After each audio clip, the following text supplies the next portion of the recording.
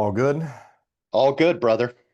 All good in the hood. All right, let's get this thing kicked off. So, welcome back to Policy and Profit, the podcast for ambitious insurance agents and agency owners who want to build predictable, profitable businesses without chasing bad leads or begging for referrals. Remember those days, Tony? So, before we dive in, here's a stat that should punch you in the gut. The average insurance agent makes less than $52,000 a year, and over 90% quit in their first year. Meanwhile, the top 10%, they're pocketing $200,000 to $500,000 a year, selling the exact same policies to the exact same people. So what's the difference? It's not luck, it's leverage. Top producers aren't chasing leads or praying for referrals. They're using a system, one I call booked and banked, to consistently generate qualified leads, book appointments, and close policies like clockwork. It combines automation, psychology-based sales frameworks, and high leverage follow-up, and it helps agents add 5,000 to 15,000 in predictable monthly commissions inside of 90 days. So if you're done playing the guessing game, go to writemorepolicies.com and grab the free blueprint. So today's guest is, he's a near and dear friend of mine. The first time I had met him was in a conference that someone else had hosted, and I heard him get up there and talk about doing the dang deal. And man, that was don't spit out your coffee yet. You got a computer in front of you. But that was, man, the I've always enjoyed comedy, and so when he kept going up there, and all of his morning meetings just kept, Tony, well, it's easy, man. You just got to do the dang deal. That was one of the funniest stories I'd ever heard. And after that, I've had the privilege of, when I moved to Texas, him and my buddy Joe Campert have welcomed me with open arms, and we've got to kind of buddy up, go hang out, go break bread, and share drinks together. So it's always an honor to hang out with you, man. I look forward to. I'm probably going to bring my wife up there this Friday, come hang out with you guys, see what we can come up with. Maybe just go to Mags, whatever. But it's an honor to come and talk to you again, my man. How have you been? I'm doing fantastic, man, and I appreciate you inviting me on to have some fun with you. I miss you, right? Haven't seen you in a while, it Likewise, seems man. like. Likewise. So we always enjoy it when Mason rolls through the office and hangs out with us for a bit and drops a little bit of his energy in the room. Because if there's anything that's very true about you that I've learned, is you definitely roll with a large energy. Like when Mason enters a room, people are aware that Mason is in the room. It's not Right. because you're loud or boisterous, it's just the way you carry yourself. What do you think about that now that someone else is calling it out? That's something I truly do strive to be. Is just one of my favorite things from the Bible, and not to get all religious or anything, but it's extremely important to me. It's when it's talking about Jesus made himself of no reputation, meaning, Tony, Jesus didn't need you to know who he was for him to know who he was. And that's something I really admired about him, is that he didn't need other people to tell him who he was for him to know who he was. He didn't let the world tell him who he was. He told the world who he was. And I think that is very charismatic. And I think that's something most agents, that if they had, if you were just, if you accepted all the weird quirks and flaws and little flirtatious elements about yourself, you'd probably get a lot more business. So what are your thoughts on that, Tony, when you do That's that? a Thank you for the that's compliment. incredibly powerful. I think a I think a big part of the stat we've heard the stat 92% of agents fail in the first couple of years. I think a big part of that is because they don't know who they are, or And what, they're unwilling to be authentically themselves because they're worried it might not be accepted. well, let me just let you off the hook. It's not going to be accepted. And that's how you know you're moving in the right direction. If everyone else agrees with you, you're probably doing the wrong shit. Yeah, It- Unless you're eating dog poo and everyone tells you you're wrong, no, that doesn't mean you're right. Like, have some due diligence, be able to discern, okay? What, Tony, that's probably one of the most underrated skills in this industry, is the ability to discern who's number one bullshit guy, and who are the people like me and you that are just like, fuck, man, come on, just have some common sense and go talk to people. You don't need the 17-mile long script. So it just baffles me. And that stat, that's something that really robs me the wrong way, because yeah, 92% of insurance, blah, blah, blah, they fail. What about the other 8% though? Because 99% of them, if we're being real, they make just enough to get correct. by. They're And yeah, so they're just what is that the top? 8% group are not all millionaires. They're not all six-figure earners. A lot of them are just making a sustainable income. And hey, there's nothing wrong with that. I actually Correct.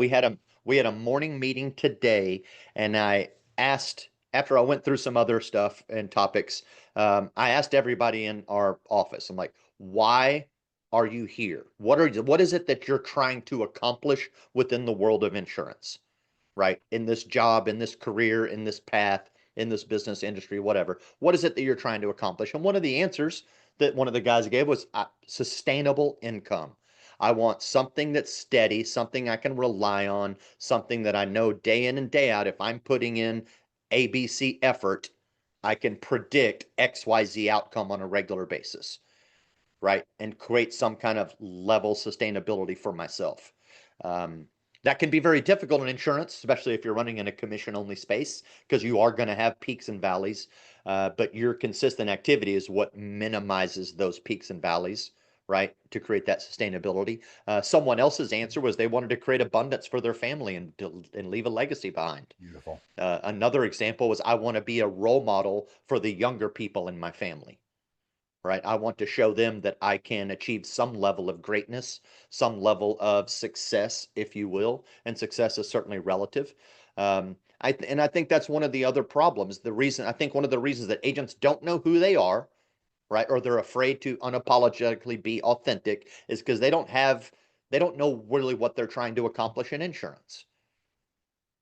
And if you No, because they don't know take what you're on. trying to accomplish, then that's going to be a big issue. Like one of the most common questions I see in these Facebook groups is like, "Hey, who's the best FMO for me to put my contracts with?"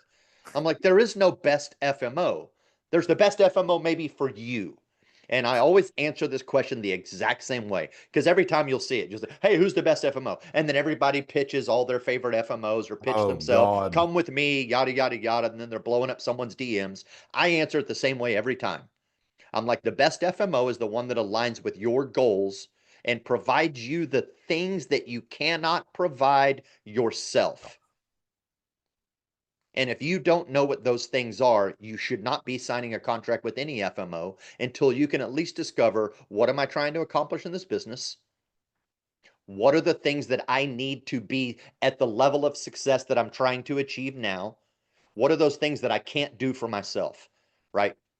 And as an example, can you market for yourself? Can you generate leads by yourself? If you can, well, then you don't need an FMO that provides you free leads, Correct. because then they're probably going to steal your comp away from you from a skill set that you already have, as an example.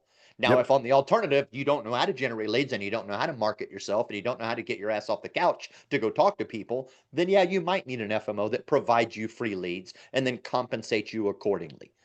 So I always tell agents, like, inventory yourself. Like, number one, what are you trying to accomplish? Number two, what do you need to accomplish that you can't provide for yourself? And then go find a broker, upline, mentor, MGA, FMO, whatever acronym or label you want to put on it, that can help you meet those needs. It should be a congruency in that regards. Yeah, because people like, if you can't market, who are you to walk into someone else's business and demand 140% comp? They're assuming all the risk, which is why they need spread to maintain that and make it justifiable for them to keep putting resources out there for the couch dwellers and stuff. And what's funny, you mentioned certainty a while ago, and for those of you watching us, we're about to get very nuanced and go in depth. I know that's something you're lacking from your agency and all of that across the industry, because people would rather make you feel good than rather tell you what you need to hear to actually do something fucking worthy in this industry. What's funny about the word remarkable is that in order to be remarkable, you must do something worthy of remark. It's kind of like the word responsibility. You must respond with ability. It's get really good at defining words for yourself, because that's going to establish the baseline for every opportunity you see in this industry. And I know it's so advanced and stuff like that. I might have to go break. The power of language is unparalleled. I've seen. I wish more people studied the old conquerors and stuff like that. Alexander the Great went with his army of 40,000 and with words alone subdued the entire Egyptian army and got them to just welcome them to his city without shedding a single drop of blood. Like, they had to kill no one to invade the city and get them to give up. And I find that so fascinating that speech alone can level armies, and yet people are scared to talk words to strangers. and get their money. And it goes back to that certainty thing you mentioned. They want predictable income. Well, if you wanted that, you probably should have kept the job. And just in all reality, because that's the trade-off that you have to make coming into this industry. And let me know if I'm wrong about any of this, because this is man, it kind of goes into ADHD for most people. I cannot do what is important.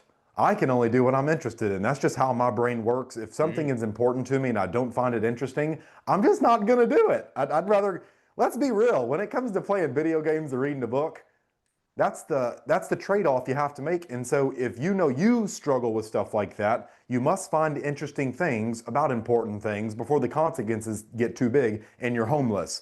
And so if you know your customers are dealing with that, what do you think they would rather do? Listen to Netflix or talk to a fucking insurance agent?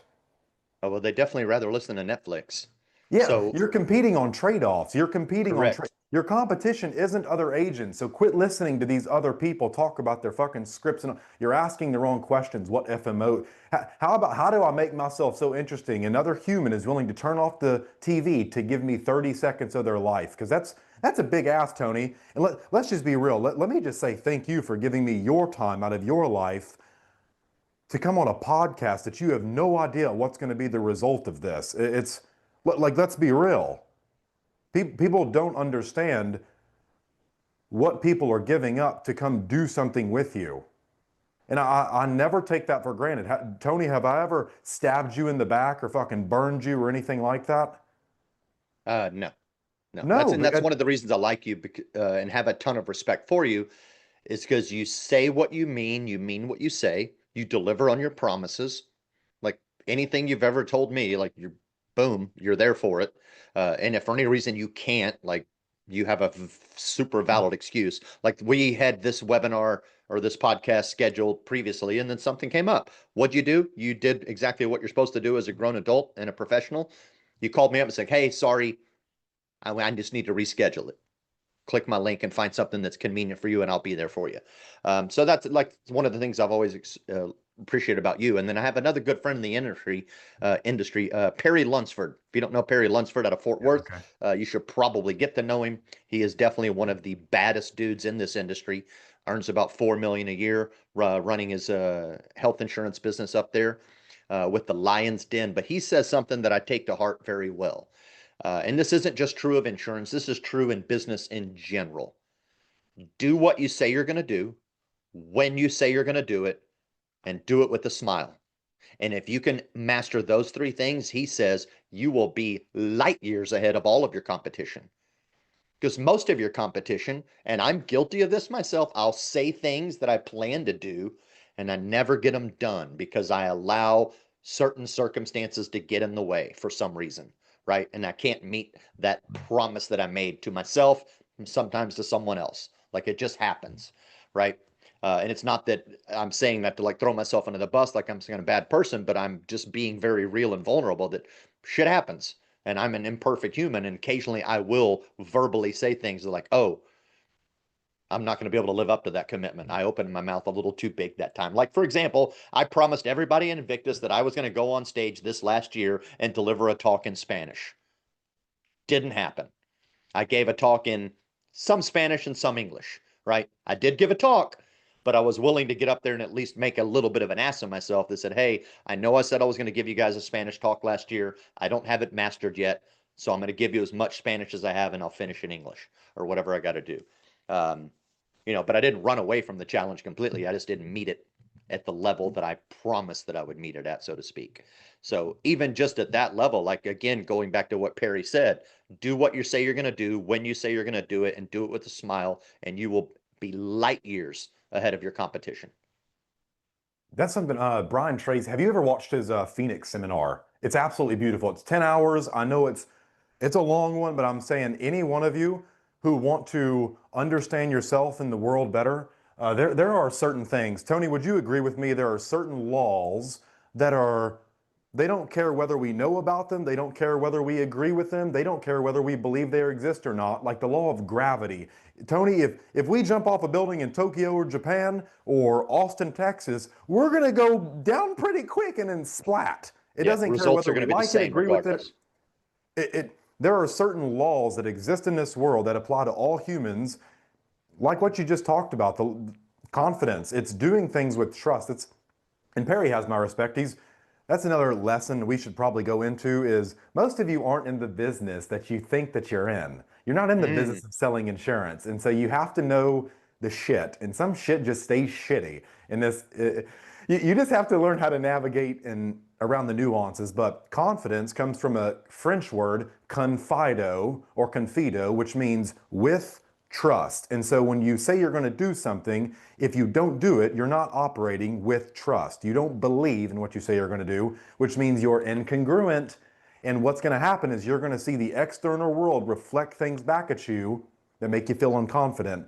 And it's because you don't do what you say you're going to do, probably because the mood you had set it in is no longer around. It's right. very easy to have courage when it's sunny outside and all of that. But when you're not in your agency meetings, when you don't have people like me and Tony surrounding you, let's just be real. Tony, if a new recruit came into this industry and we were with them 24/7, how fast would they get what they were looking Super for? fast.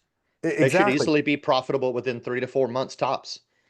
No, I don't even think it'd take that Tops. long. They'd have their Maybe not even that contracts, long. and in that second, within the first 14 days, they'd at least have replaced their income. I'm willing to Yeah. go. Tony, me and you are experts in this industry. We know what the hell we're talking about. This is not our first rodeo. We've been around the block a time or, I don't know, 12. So you have to operate. Man, the environment, I encourage you guys to go read books outside of insurance. Understand the laws of the universe. Go watch Brian Tracy's Phoenix seminar, 10 hours. Sit down with your family, get all the kids around and say, hey, Uncle Mason and Uncle Tony recommended we watch this. Go get the kids. There's no cussing. And he talks about a PMA diet, a positive mental attitude. Most of you don't get what you want because you focus on what you do not want. And the brain does not know the difference between real and imagined events, and it does not process negatives. When you say, I don't want to think of a blue tree, the first thing that comes to mind is a blue tree. And so when you focus on what you don't want, the world says, well, we don't know what that means, so we're just going to give you what you say you want. It takes out the word not, and it gives you what you don't want. And you're saying, what the Yeah. hell, man? This is not what I wanted. Well, that's not what your brain Absolutely. heard. So What's the first chapter in Think and Grow Rich? Thoughts are things, right?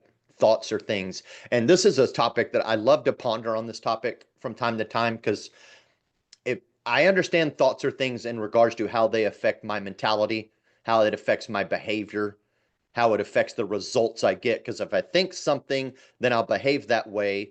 And then that behavior has the consequence of reaping whatever it is that I've done. And it all stimulated from that thought. But then sometimes I wonder, like, how powerful are the thoughts to actually manifest something that you don't have complete control over, right? And I get in sometimes this little conundrum, like, does the world actually unfold because of my thoughts? Or is it just, am I manifesting a reality that is a true reality, or is it just my interpretation of the reality, I guess? Right? Like I can't believe, because I'd have to be super narcissistic to believe that my subconscious designs the entire reality that I get to play in, like as a simulation. Then I'm the one running the simulation in my brain. And this is my universe. This is, as Dave Chappelle says it, this is my dream, and you're all just characters in it. Somewhere else is Mason's dream, and we're all characters in that dream. Like if we're want to go in that whole rabbit hole of multiverse type thought process. So I always love to kind of battle with this little thought of how powerful is my subconscious and my thoughts in manifesting my reality, right? Is it just manifesting my behaviors to the reality and then that's how it happens? Or am I actually manifesting the reality? well, it's both at the same time. We live in a world of paradoxes. The opposite of a good idea can be a good idea, as Rory Sutherland says, and I love that Mm, because if we back again, when you go to watch that Phoenix seminar with Brian Tracy, he talks about the law of correspondence, in which you impress on the unconscious mind will be expressed in the external world, and so you have two things coming together, past and future to meet the present. People say what happened in the past cannot be changed. That is a lie because the story you tell yourself reshapes how mhm. you observe it. And I encourage all of you to go, like this is what I love about the field of NLP is it takes all these different models and it puts them into one wheelhouse. And how the brain works and how language forms our reality is, it blows my mind. The more I learn about it, the more I feel like a dumbass, if I'm being real. You're just like, there's too many things. And so I have to consistently knock myself down and say, there's always more to learn. There's always more to learn. There's always more to learn, because you get extremely nuanced. I can, like the NLP communication model will confirm exactly what you're talking about, Tony. We process around 11 to 13 million bits of information per second. And so this conversation right now, we see it and we're hearing it and we can feel it.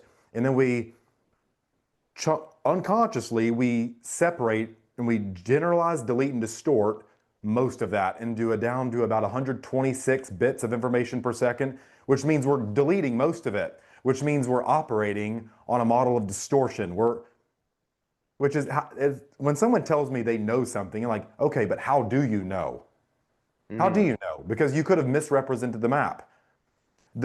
This conversation is not, like, the experiences we have are not the words we use to describe the experiences. The brain doesn't even know any of that. It just knows neurochemicals. It knows acetylcholine, norepinephrine, oxytocin, dopamine, norepinephrine, all this crazy stuff. So we see this information, we break it down to 126 bits, and then consciously we generalize, we delete, and distort. When someone says to me, Mason, McDonald's is bad, how do you know? Have you ate at every single McDonald's across the world for you to come to a well-informed decision? Well, no, I couldn't do that. Exactly. Your brain has to generalize to conserve energy and keep you safe.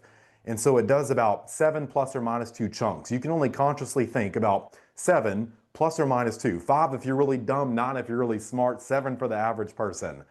And so that's really all the thoughts you can hold in your head. And that's what gives you a visual representation, a picture in your mind. Now, based on that picture in your mind is what determines your state of mind, your feeling, your physiology, and your body language. So what you see is going to dictate how you behave and how you feel. And so, which is why if you're having a really bad day, if things, just walk around and be extremely positive and watch how you start to see different opportunities line up. If you believe you live in a world where opportunities are limited, in the external world, you will see limited opportunities. You'll say, I can't get ahead. If you believe there's opportunity everywhere, you'll walk into a coffee shop and you'll start noticing opportunities of how you could make money by opening up a coffee shop next door and just put prettier girls out front. And that would steal all the business. You'll start, it's almost like the world really does just unfold right in front of your very eyes. And so it's extremely, Yeah. extremely cool. You know who's amazing at that is our mutual friend Joe Campert. I'm He's only 30 years old, which, I mean, I say only 30 because I'm 50. I mean, there's people out there like Alex Sala who's barely 21 and he's already making 300K a year selling insurance. But Joe is amazing at walking into any situation and recognizing if there's money to be found or opportunity, as you would call it, to be found. Like he finds it, so he's super quick. Whether it's just some weird radar that he has, maybe it's a conversation that he picks up on that two people are having across the room, or maybe he sees something or he recognizes someone. But the dude is really good at going into any room and realizing, like, oh, I can pull an opportunity out of that. I can connect these two people, and that connection will lead to this. Like he's incredibly good at extrapolating that. And to the point that I've thought about relinquishing my title that Juanita Coley gave me as the connector and just give my t-shirt to Joe. Because like this dude is putting together deals through the way he's able to recognize, like, oh, these two people need to be talking to each other. And if I can facilitate that as a mediator, I can insert myself into the business deal, get a little opportunity and some money for myself out of it, and continue to further that. He's a master at that, in my Well, the thing opinion. is, we can all be masters at it. Everything is Sure. learnable. So when you go into these situations, if you look for opportunity, you'll find it, because that's how the reticular activating system works. And this is where we start to employ biases in the brain, which is so funny. Tony, have you ever heard someone just quote something out of their ass when they have no idea where the quote even came from? That's known as recency bias. People just start talking about something they heard on a podcast like they were the ones that came to that conclusion based on their experience. That's Yeah, this is recency super true bias. right now. This is super true right now with the political division that we have in the world. People hear a talking point that some news pundit said somewhere, right? And then they go onto Facebook and then they just repeat it. and they really don't have any context of it. They don't understand like the source of it, where it really came from, what it means, and where it leads to. They're just like, oh yeah, blah blah blah blah blah, and that's the reason that you're wrong and I'm right, is because of this talking point that I got. And that's true. Like people do it in the business world too, with all the different cliches, about being successful, right? It's et cetera. So like people will just drop little things that make them sound smart, right? But they really don't understand the true crux of it. No, because if you're not speaking from experience, man, it reminds me that there is a quote that's gone around the insurance industry for, I don't know, decades. It's for a world that no longer exists. What's the quote? It's something about buying leads and dialing all day. In other words, in order to be successful, you have to take time and trade it for money, which I thought the whole goal of entrepreneurship was to sever the connection between trading time for money. Mm. It's, it's so funny. You're taking a limited physical resource and trading it for something the government prints trillions of just to send it overseas, and they send your hardworking tax dollars to go bomb buildings. What a great use of money, government. Thank you. So it's just funny. It's a recipe for disaster. And this is what I mean. You mentioned a while ago about seeing things and then it unfolds. Bob Proctor has a quote about that, Tony. I think you'll really appreciate it, or whoever you're watching this. If you're liking it, go follow Tony, go message him on Facebook, tell him thank you for being here and giving us his time generously. Bob Proctor has a quote that I love. He says, "Thoughts become things. If you can see it in your mind, you will hold it in your hand." Hmm. There's this thought process, or this statement, this concept is not new. I mean, I mentioned a second ago, it's the first chapter of Think and Grow Rich. Bob Proctor's talked about it. Coach Burt talks about it in a different way. He says you have to go there in the mind before you can go there in the body, right? You have to believe that that is something, whether even your subconscious, if your subconscious wakes up one day and you think I'm tired, I don't feel good, my legs hurt, where does your body end up? Probably sitting on the couch watching Netflix, right? But if you wake up and you're like, it's another day, it's another start, it's another opportunity for me to go after my goals, my vision for myself, what I want myself to authentically be, then your body is going to follow right behind that and maybe go work out, go read something, go do something that's better for you. So 100%, dude, thoughts are things. Thoughts definitely determine where your physical reality will move to. So well, what you're saying, to go back to the biases thing, I'm telling you guys, when you start understanding the nuances of what me and Tony are talking about, your whole life will change. And I'll give you the shortcut, because what a lot of these people are talking about, training your mind and all of that stuff, I'll teach you how to make that effortless in 5 seconds. And it's the easiest thing in the world, but it's the hardest because you have to make trade-offs. This life is about choices and consequences, and there's both positive and negative. It's a law of polarity. For every action, there is an equal and opposite reaction. Nothing in life is one-sided. So just to finish off the point that we opened a loop while ago with biases, the reticular activating system, if you're looking for opportunities, you'll put yourself in environments to find opportunities and you'll notice them. You'll just notice that life throws you situations, circumstances, and people, and the world's saying, hey, this is not the opportunity, but it's how you transmute it. It's saying, I hope you notice it. It just came in a different form, which means you have to be flexible with your behavior. It's kind of like people think we're rational creatures, Tony, that we do what logically makes sense. That is terrible advice. You Mm-mm. will never do that. Humans do everything for one reason and one reason only. It's because we feel like it. You kissed the girl because you felt like it. You went and took a piss because you felt like it. You ate food because you felt like eating more than you felt like not eating. You go to the gym because you feel like going to the gym more. You actually, let me just be more pessimistic about that one. You go to the gym so you don't get overweight and fat rather than not. You feel like not being fat more than you feel like being fat. And That might so, be the first reason, but then when yeah, you start to experience the positive, right, the positive results momentum. from taking that action, then that reason might change. But we do what we feel like doing, and Now we I'm tell addictive to the ourselves. experience. Correct. We do what we feel like doing, and then we tell ourselves the story. We justify, we rationalize why we did it. I bought that new car because it was going to get me where we needed to go. Your last car would have done the same thing. You wanted that feeling of novelty. And then what's so funny is the world, because of cognitive bias, Tony, I don't know about you. Have you ever bought a car that you never noticed before, and then after you bought it, you start seeing it Just everywhere? happened. It just happened. I just bought a new truck about 2 months ago. Um, and I bought a Chevy Silverado 4x4 Trail Boss, dope truck. And I see Silverados from time to time, but I'd never noticed that one. Already has the Until you factory bought it. 2-inch lift. It's dope, big fat tires, badass looking. And found a good deal, and I was ready for a new ride, even though my Jeep Grand Cherokee that was paid off could have easily done the same job. I was time for an upgrade. I wanted to reward myself for some of my hard work. So I went and bought me a new truck. And then you No start seeing sooner it than I everywhere. bought that truck, dude, I see trail bosses everywhere, everywhere. And it drives me mad now because I'm like, I thought I was getting one of the unique Silverados that most people aren't driving. No, dude, there are so many of those trucks driving around Cedar Park, Texas. Like I'm this close to just trading mine back in because it no longer is the unique representation that I want. Not going to happen because I've already taken some steps to make it a little more unique because we're going to put some attitude into it.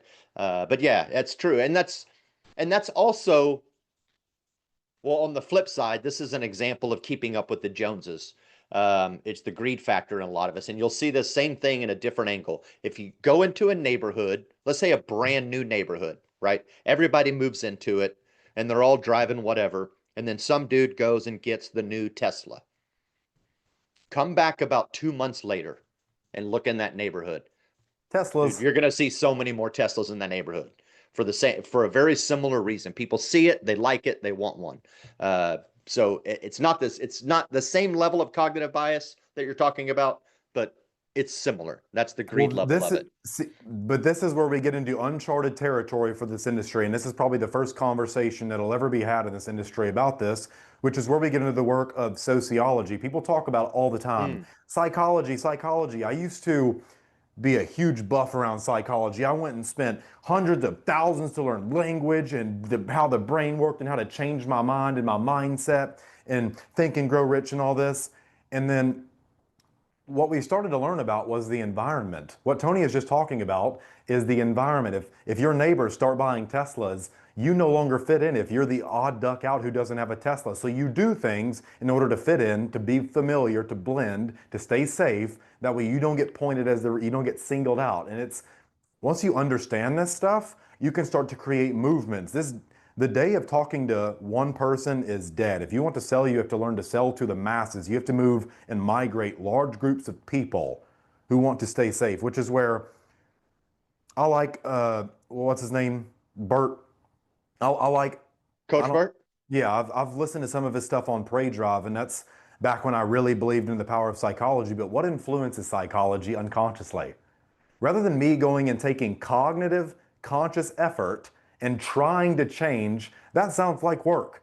Let me just put myself in an environment where change happens naturally in order to fit in. Mm.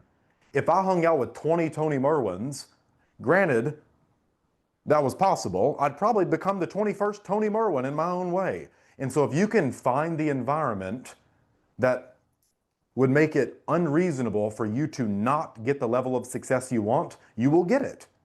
Now, here's the thing. Whose model of success, whose definition of success are you ascribing to? Which means, what are you comparing yourself to? If you compare yourself to a dumbass, you'll put yourself in an environment that'll make you feel like a dumbass.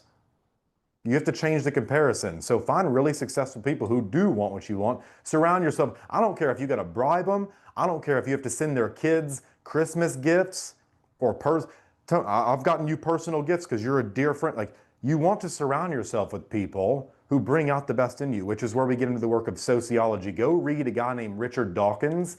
He has a book called The Selfish Gene, which will teach. Ooh, I haven't read that one. It's not even a sociology book. It's how you sell to women and it's how you sell to men. It's our reproductive strategy. Guys, everything we do is to reproduce. Men, we want to become more successful because the more successful we get, the more we can protect and provide, which means we have more status, which means we're more attractable to the opposite sex. We're more likely to pass on our genes. Women are the complete opposite. They don't want the opportunity first. They want security. They do everything to stay safe. The more security they have, the more likely they are to reproduce. Go read in that and then The Blind Watchmaker. Those two books will teach you more about the insurance industry and people more than anybody else can. And it's funny, once you start getting into these books that are not talked about, you'll start to see where all the marketers like me have came in and launched programs that have sold for 4, 8, 16,000, $32,000. The fact that I can go charge an agency owner $32,000 because I know I can make him 320,000 at a minimum. It all comes from these marketing books that no one ever talks about. These books that no one ever talks about, like Richard Dawkins. A man ahead of his time. Eugene Schwartz. Go pick up Breakthrough Advertising and read it 10 times. You'll blow your mind and you'll see where everyone else stole all their information from. The only difference with people like me and Tony is we give credit to the people we learn things from. I don't claim to be the genius that came up with that stuff because there's nothing new under the sun. Yeah. Have you ever read the book How to Win Friends and Influence People? Dale Carnegie? Yeah. Great book.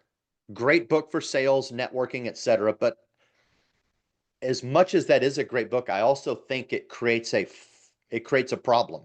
It also, I feel like it also teaches us to be unauthentic, because there's a big part of that book I feel like, and I want to go back and read it and make sure I'm not just crazy, but I feel like that book tells you to model yourself like you think they want, so that you can win friends and influence people, right? Like, for example, one of the, and I'll just give you one anecdotal example out of the book. He describes if you're at a dinner party and some dude is talking about some topic at the dinner table and he's telling you how it is, and you know that he's absolutely wrong. What do you win by interrupting him and telling him that he's wrong at that dinner table? You don't win anything in many cases, right? You're going to piss him off. You're going to make it very awkward. So instead, in the book, he teaches you to just keep your mouth shut, let that dude spin his wheel, and just smile and eat your steak and move on, which I don't necessarily disagree with in the certain context, but I've been wanting to go back and read that book because I've started to develop some new thoughts about it, that it teaches us to be inauthentic than our true self and model ourselves to what we think people will like, which we open the show telling you don't do that. Like, quit being that, like, be your true self and endeavor that. Doesn't mean that you have to be, if your true self is unlikable, that could be a problem for you, right? But maybe not. Like, who does, like for example, like, let's take a guy like David Goggins. Like, he rubs a lot of people the wrong way because he's very direct. He calls you out. He uses a lot of foul language, right? He's extremely aggressive. Or we could take another guy, Andy Elliott, very similar. We could take your shirt off. Andrew Tate, another guy, like nobody like, but they are unauthentically, or they are unapologetically authentically themselves, 100%. But then on another side, like, a lot of people are very much attracted to that as well. So again, it becomes the terms of defining your audience and what you want. But I've been pondering about that book for a while, wondering, like, am I recollecting that book incorrectly? And do I just need to go back and reread it again? Well, or am I entering a phase of my life where I'm tired? Maybe I've spent too many years previously modeling myself to seek approval from other people instead of just being me, and whoever approves, great. Whoever doesn't, great. Like, makes no difference to me. I'm going to be me. Well, he's treating the interaction as a game. Winning implies there's some type of prize or anything like that. And when it comes to sales, this is where morality gets in the way of a lot of people. Because you have a black or white model of the world. Mommy and daddy taught you it was good or bad to do certain things. And because mommy and daddy are the most important people you have growing up, you want to be like them. You take on their mannerisms, their behaviors, their model of the world, because that keeps you safe, and you want to be like them. And so when they teach you sales is bad, let's say you forget all about that, you grow up, and that just unconsciously gets stored in you. When you start selling later on in life, you're going to say, I don't know what it is, but something about this, it feels incongruent. I'll never want to be good at something that the most important people in the world told me was bad, because what would that say about me? And it comes back to the reflection. Are you okay with being seen in a certain light? And this is where you have to shed morality. Do you want to be right, or do you want to be in relationship? And so a lot of sales is about making yourself not important and not stand out. This is one of my favorite quotes from Blair Warren, and he talks about in the One Sentence Persuasion course, which is one of the best books about human nature in the world. He says, what the brain can detect, the brain can reject. And we are first, if Tony, let's say me and you are old tribal people, are walking down the woods and we see bear tracks and wolf tracks, our brains are tuned, it's programmed to notice difference. And that's the difference between staying alive and staying dead. And so if we don't know what a wolf track is compared to a bear, if we just call it a track, if we go down the bear track, we might get eaten. If we go down the wolf track, me and you can fight off a wolf, Tony. We're fully grown men. We're capable of killing a wolf. We might not have the best odds against a bear. And so we are tuned to notice differences. So in the sales process, the more you stand out, the more rejectable you are because the more detectable you are. Have you heard that we're in a trust recession or anything like that? I have not. Oh, oh, okay, yeah, yeah. Sorry, I've been formulating a trust for our business, so I got when you said it, I was like trusts. But no, I understand what you're saying. Yes, we are in a trust recession. Nobody trusts anything right now. And Exactly. If you look like a here's my salesperson, right, here's my thought on it. There is so much, the amount of information. We already talked about how many millions of bits of information you can subconsciously absorb, right? And we distort, delete, and so forth. But there is so much information coming through right now between the internet, the telephone, the mail, the radio, your friends, everything is constantly, right? Um, and then we've learned that a lot of it is bullshit. A lot of it is disinformation. Some of it on purpose, some of it by accident because other people are just misinformed and they're spouting out talking points, right? We're aware of this whole weird revolution that's going on with AI and deep fakes. And like, is that really real? Is that an AI generated image? So now we're getting to this weird space where people are just saying no to all of it because they don't know what to trust. So they're like, you know what? I don't want any information. If I can't trust the information, if I can't discern what's real and what's not, then I'm just going to say no to everything. And that's a terrible space for us as a society, is to get to that space where we don't believe anything because we can't discern reality from AI or fake or some weird subjective reality. well, that goes into the nuance of the book. If you want to make sales, it's not even about necessarily being inauthentic. Don't sell to customers who make you become someone or something that you're not. Because that when people say I'm dealing with imposter syndrome or are you trying to be like someone else? Yeah, well, that's imposter. If I'm being real with you. But Yeah, it's yeah, it's 100%. about blending familiarity. That guy at the dinner table, the more familiar you are to him, the more he can trust you. Most of you wonder why your customers are hanging up or anything. They don't trust you. They don't know you. They've it goes back to the comic strip Peanuts. Lucy says, "Kick this football, Charlie Brown," and she yanks it away from him at the last moment. Your customers, every time they go to kick the ball, people yank it away from them. And so, of course, they think they're going to do it to you because that's been their entire life experience.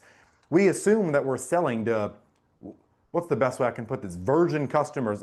No, your customers have been Mm-hmm. been sold to so many times. They don't know black from white, up from down. They've just known they don't trust anyone. They're skeptical. And so you have to Yeah, sell them yeah. on even trusting you first, which means you can come try to teach and tell them what to think and all that stuff, but we want to get them to come to their own conclusions because we fight vehemently what other people tell us. We never doubt what we ourselves conclude. So the more familiar you are to the prospect, you start to employ what's known as confirmation bias.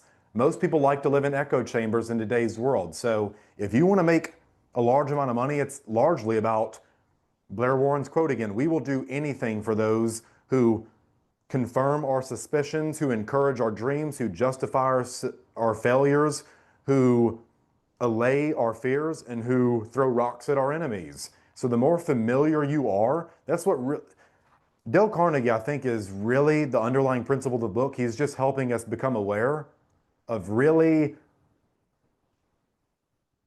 this comes down to your model of morality and how you interpret good from evil, right from wrong, black from white. If you're unaccepting of natural human nature, it's going to be very hard for you to make sales in this industry because a lot of it is about kind of saying, if you want to make money, you have to kind of say what they want to hear.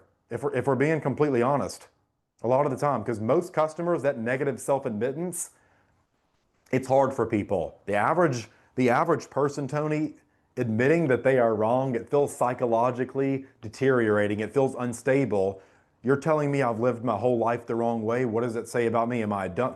And it's self deterioration. So if Yeah. you want to make sales, you're going to have to kind of not necessarily people please, but you got to tell them what they already believe to be true to employ confirmation bias. That way they trust you enough. And then on the back end, you can educate them.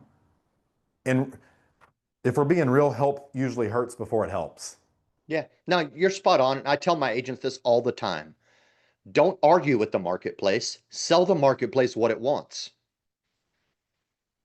And then give them what they It need. doesn't mean you have to lie to people. Like I want to be really clear. Like we're not advocating that, right? They come up with some lies to tell people so that they think, oh, the product works that way. No, no, no, no, no. Be authentic, be real, be truthful, have integrity, but sell the marketplace what it wants, man. Stop arguing with the marketplace. How Period. important is that to, you're trying to fight a whole group of people saying, I want to sell you fish. And they're saying, Tony, we just want to buy some chicken, dude. I'm Quit trying to allergic to sell. fish. I'm Yeah. allergic to fish. No, you're going to eat fish. Shut up and eat it. Yeah, it How, doesn't work how many because they agents will do go you see find do someone that? else. How many I see agents a do you see do that? maybe not at that level, but there are a lot of argumentative agents. Let's look at the Medicare space for one. Actually, or we can look at the life insurance space. We just did a debate on this in the insurance syndicate, right? You have half of, and maybe not half, but you have a large percentage of the life insurance space, and I'm talking advanced market life insurance, that buys into Dave Ramsey's philosophy: buy term, invest the rest. And then you have another group of life insurance agents that are like, no, no, no, no. Let me show you how you can build wealth using whole life and IUL type insurance products, right? And there's a little bit of a dichotomy there. So you may experience customers that have already come in with a bias on one of these others, educate them on the difference, but don't argue with them. Like if they're dead set, like, nope, I want term because I'm the Dave Ramsey guy. I want a really good term product that you can sell me, and I'm going to take the savings and go invest it. And as long as they're doing that, hey, good for them. But don't argue with them that that's the wrong philosophy. No, you have to have an IUL in a whole life. Feel free to educate them. Hey, no problem. That's a great idea. Let me show you another idea. That way you can be more empowered to make the decision that fits your needs. And so you take a little time, you educate them on the alternative to their solution, and then they'll be like, hey, what? You know what? You've changed my mind. You're right. Most likely they're probably like, that's cool. I'm still running with my bias. Sell me a term product and I'll invest the rest of my money. Cool. Same thing exists in the Medicare world. There's a dichotomy. There's people that like Medicare supplements and freedom of choice, and there's people that want network driven MA plans where a group of providers determine their level of health care. I'm and we have people that come in with their own bias. My cousin said their MAPD plan, their Medicare Advantage plan is the best thing since sliced bread. That's what I want. Other people come in and is like, nope, my wife has a Medicare supplement. That's what I want. Or that's what I was told, or that's what I've learned, right? We might educate them on the alternatives just to help empower them to make a better decision, but I'm not going to argue with them. I'm going to sell the marketplace what it wants, and then I'm going to service them at the highest level that I can. Very simple. That's the easiest strategy for you guys to employ if you want to go out there. Just tell them what they already want. And when you really want to start moving the masses of people, you have to get really good at redefining things. So if we look at language, it shapes our conversations. And when you shape conversations, you shape the dialogue and the actions of people. Edward Bernays, when he came out with Propaganda, it's a book I recommend all of you go read. He's the godfather of propaganda, and most people don't realize he is the uncle to the greatest propaganda machine known to man, Netflix. That's Edward Bernays' nephew. And what's funny is Edward Bernays was the nephew of Sigmund Freud, the father of psychoanalysis, who invented all of this. And so when you start redefining what words mean to people, they have to come to a different conclusion. And so you tell them what they already believe to be true, you just redefine what the word means. When you redefine what success looks like, you can change what someone does to attain success. And when you start becoming aware of these unconscious processes, you start becoming extremely aware. And let me warn you, awareness comes with the price, my dear friend. The emotional pendulum gets wider. And so when most people feel angry, the more aware you are, the more rage you're going to feel. And when other people just feel they feel happy, you're going to feel extreme euphoric bliss. It's going to feel like nirvana. And there's always a price to be paid. And so Yeah. what's the price you want to pay for the life you want to live? And if you have to be okay with the worst case scenario, which is the opposite of what Tony said earlier. You come in, you guys are defining your goals. Okay, now what's the worst case scenario? Because if you're not willing to pay the price, then you can't even play the game. That was the whole point of our meeting today when I asked everybody, I'm like, what are you trying to accomplish? Like, give me that thing that is going to be your little current, which can change in the future. Like, my definition of what I wanted for myself in insurance has evolved over the years. Right when I first came into this business, I same thing. I wanted a job, an opportunity that probably had some growth and could at least mean some level of sustainability. And then as I grew and evolved in the insurance space, that definition and what I wanted for myself has continued to evolve, right? But I did that exercise today. I'm like, what are you trying to accomplish? What is it that you want? What makes your heart flutter? What makes your brain fire? What gets you out of bed in the morning and excites you, right, to go chase this? And then I told everybody basically, well, if you want this, right, and you're the one telling me, I didn't make this up for you. You told me this is what you want.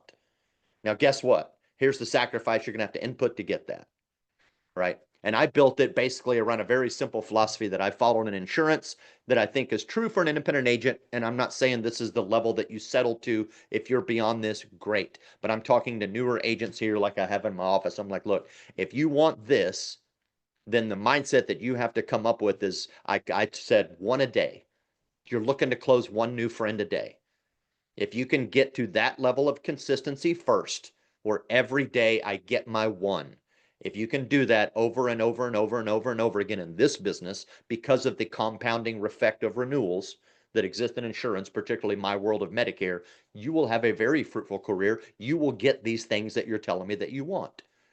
And then I took that one step further, which means that every day you come in and you work on your opportunity, you need to come with the mindset of one a day. I will fight, bleed, and grind and do everything I have to do to get my one a day. And I won't go home until I get it. Or if I do go home with the donut, I know for a fact, no matter what, that I did everything I could do. I left it all out on the field and I can sleep good on my pillow, because you also believe in one of the other laws, the law of large numbers, or the law of averages, that says the more people I talk to, the more money I make, period. So maybe I rolled a donut today, but if I'm putting in that same effort every single day to get one a day, tomorrow I might write two that makes up for the one that I lost the day before, right? I've got an agent in my crew that consistently writes 2 apps every day, but they didn't start out like that.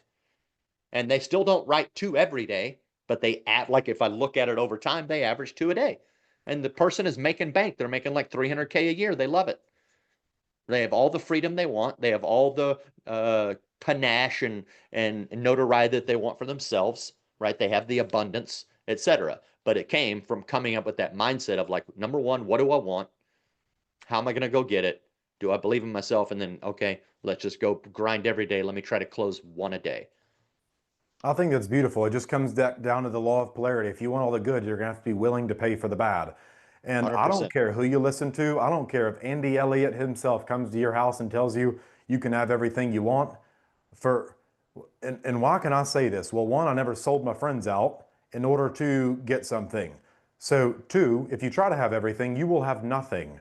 Okay, I'm not here to sell you a pipe dream. If you speak to everyone, no one listens. And so if you don't know the price that you have to pay, which is saying no, like what Tony's example earlier was essentially like, hey, this business, this life you want to live, let's compare it to you have 20 girls lined up and you get to pick which one you want to build a family with. They all have their flaws and all have their shit.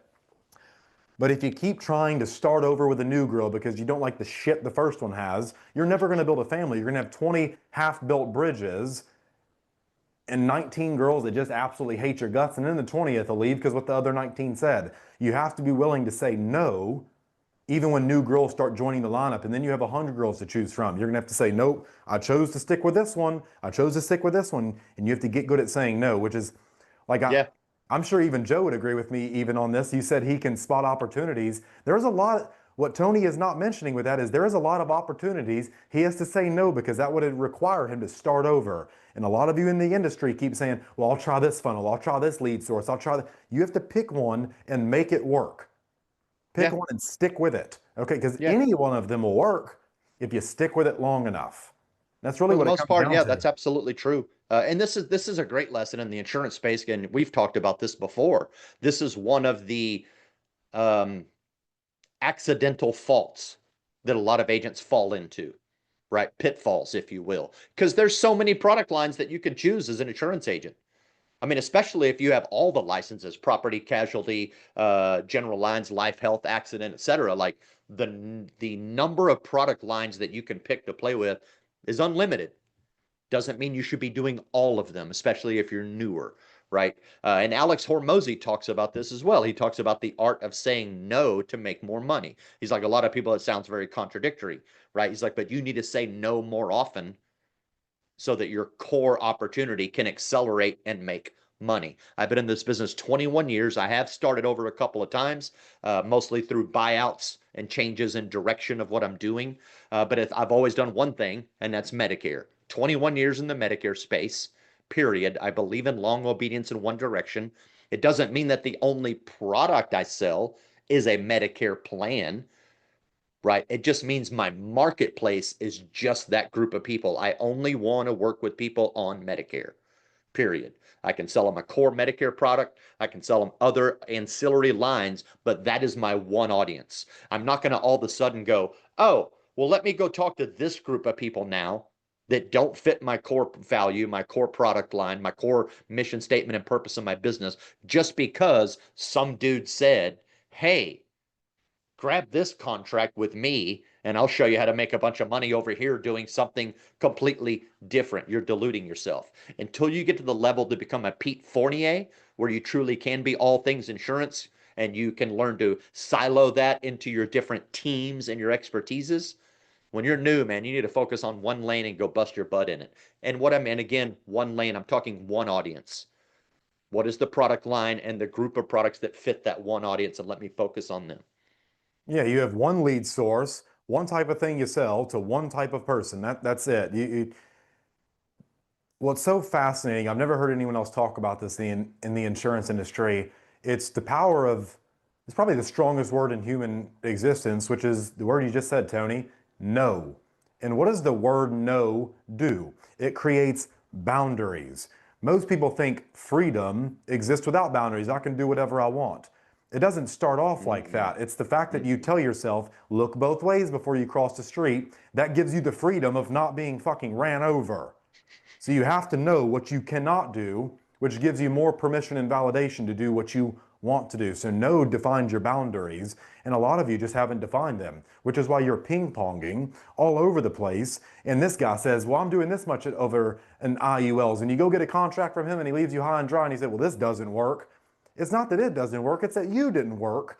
And then you go try, well, I'm going to sell annuities now, and then I'm going to go join this team and get this contract and sell this over here, and then I'm going to go Uber because nothing's working now and something's wrong with me. You just didn't pick one and stick with it. You didn't set parameters and boundaries for yourself. Even when God put Adam in the garden, he gave him parameters. He said, you can do everything except eat from the tree of knowledge and evil, for you will surely die. And of course, Adam did it anyways, and now we all got to die and eat food for the rest of our lives.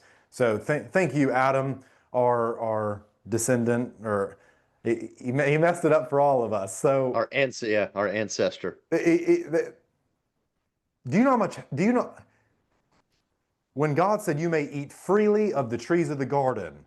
He had all of these things. He had all of this abundance, and he chooses to walk around all of it to the thing that he cannot have.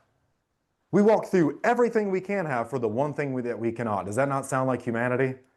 Yeah. So Tony crushes it on stage, but someone crushes it on stage, but they accidentally say the F word, and that's what people go home remembering. The one worst part, because that's what we are trained to do, is focus on difference. Isn't that so? It's focus on human nature. You'll grow as a result. There was not a meme, but there was a Facebook or social media post that demonstrated this pretty well. And whether it's true or not doesn't matter, right? But the anecdote is that a teacher, and I can't remember specifically the topic, I think it was math. The teacher wrote a bunch of simple ones, like 1 times 9, 2 times 9, 3 times 9, and wrote them all down with the results. But she purposely wrote one of the results incorrect. And all the kids in the class, they already knew the numbers because it was super easy math. And they were all like, dummy, you screwed that one up. She's like, yeah, but out of the 20 equations that I wrote, 19 of them are correct. So instead of rewarding me for the 19 times I got it right, you're just going to attack me for the one time I got it wrong. That's society. Society will always attack you for the one time you screw it up. Look at guys like Tiger Woods. Look at all the different heroes that have been out there, right? The guy screws up one time and we throw away all of his accolades in his career and everybody hates him now, right? And there's many, many, many more examples of this that you could say. But yes, you screw up once, everybody's going to remember you for that a lot of times, or at least criticize you for it and not give you credit for the 19 times you got it right. That's just human nature, and you have to be willing to accept it because it's also going to happen to them, which is funny. And at Yeah. least you were willing to make the mistake. So, Tony, my last question for you. When you look at the agents who are like winning right now, what are they doing that the others aren't? Or better, let me ask this. What are they not doing that most agents are? I would say that they are. I mean, there's a lot of things, but I'm gonna go with kind of my message today. Is outside of just not knowing why you're in it. I think too many of them are, especially in today's marketplace. I think their thinking is too rigid. It's too rigid. It's not flexible enough to allow them to adapt. It's not flexible enough to receive good information and then have the discernment, right? Because good discernment doesn't mean it's a rigid thought process. Good discernment is a flexible mindset that allows you to be like, nope, yes, right? It allows you to weed through that information properly. A rigid mindset is not going to do that for you, period. And I think that's a big part of it in today's space, that there's a lot of agents out there, especially now, because the marketplace is evolving at such a rapid rate, right? We have new carrier regulations. We have carriers pulling out of the marketplace. We have carriers making shifts and how they pay commissions and how they raise rates or pull out of states, depending on the type of marketplace you're in. We have AI tools that are coming that are amplifying the marketplace and giving many agents better tools to accelerate faster than you. It's giving clients better access to information, right? So there are all these shifts that are happening, but then you have this group of agents that are like, but that's the way we've always done it. Well, that ain't the way it's going to be done anymore, brother. And you got to let go of that rigid thought process, be flexible so that you can adapt. And one of the reasons I really like that is because if you have a flexible mindset and you're adaptable, that means you're also coachable, which means you can also find someone that is ahead of the curve in front of you and let them coach you, right? If you are not coachable, you have a rigid mindset that is stuck and it's attached to one specific way of doing things, which may or may not That's be the such a right beautiful way. point. This is something you'll learn from like communication courses is the law of requisite variety. Here's how you know what Tony is saying is true. I'll do the discernment for you. This is a principle of the world, which means it's applicable to every single one of us, just like gravity. The law of requisite variety states the system or the person with the most degree of flexibility will control the system. The more flexible you are, the more you are like water, the more you can run over different terrains and not be affected by it. You can take whatever shape you need to, which is a natural human tendency. We want to chameleon, we want to blend in to stay safe. Everything your brain is doing is to keep you safe. And when you realize that, you'll know when you're going to have to do things and take risk and stuff like that, which is what entrepreneurship really is, taking educated risk. And so Sun Tzu has a quote. He says, just as water is shaped from the terrain which it runs over, or as in warfare, there are no constant conditions, which means Mm. if you always run sales calls this way, it doesn't mean sales calls are always going to be closed that way. You're going to have to be receptive because customers are going to keep getting more aware. They know all the closing lines of, here's how you know that you're messing up. If you're saying, well, let's just get this submitted and see if they approve you. What's They it going to take to know. get you in this car today, Mr. Van Meter? Yeah, what would it take on a scale of 1 to 10? You have to get much more advanced with your use of language Yeah. because whoever controls the conversation controls the outcome. So I'm so glad that you brought that up. You must be flexible. That is what the agents who are winning compare what they are not doing compared to what the agents are doing. They're not being rigid. They're not being 100%, black or dude. white. They don't need certainty. They I can take whatever rattle off comes. I could rattle off probably 20 of my closest friends in the industry that are hyper successful. And the reason they're hyper successful is I can tell you that over the 5 to 10 years that I've known them, they have adapted to change very well and they've learned to innovate ahead of that change, right? They're like, oh, the market is changing, the customer behavior is changing, right? Where people get their information is changing. How people like to be targeted and advertised to is changing. How do I stay ahead of that? How do I change my model? How do I change to meet the needs of the marketplace and also be a little bit innovative at the same time? And probably no better person than that in my close circle of friends than my buddy Justin Brock, who is just lights out at it. He's fantastic. It goes to all sales occur in the future. All change takes place in the future. And if you know that, the further along that you hide the sales process, we always sell forward and reverse at the same time. This is a very interesting concept. But if you know the sale takes place in the future, if you can anticipate what they're going to have to do to get through the sale, you can command the largest prices. Alex Hormozy took 2 years just to sell a book, and then he sold the most books at a single time than anyone else ever has because he hid the sales process the furthest in the future. He gave for 2 years, and he educated his customers, and better educated customers make better purchasing decisions. So that skill of anticipation to be able to predict where things are going, and it's kind of like your friends are successful because they embrace new doors that they have to go through in order to change. And with most people, they try to play the game of Mario. Remember what happens if you got squeezed out of the screen on the old Mario games? You died and you had to restart the level. Most people are they just stay.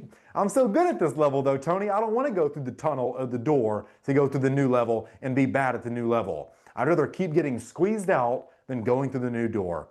And because that would imply something is wrong with me. I'm telling you, nothing is wrong with you. It's just humanity. And the sooner you accept it, the more successful you'll be. Tony, where can they go and find you if they want to come to the Invictus conference in the near future, if they want to reach out to you, ask you questions, join your agency, get contracts, anything like that? Yeah, easiest way to find me is honestly is just Facebook. I'm the only Tony Merwin on Facebook.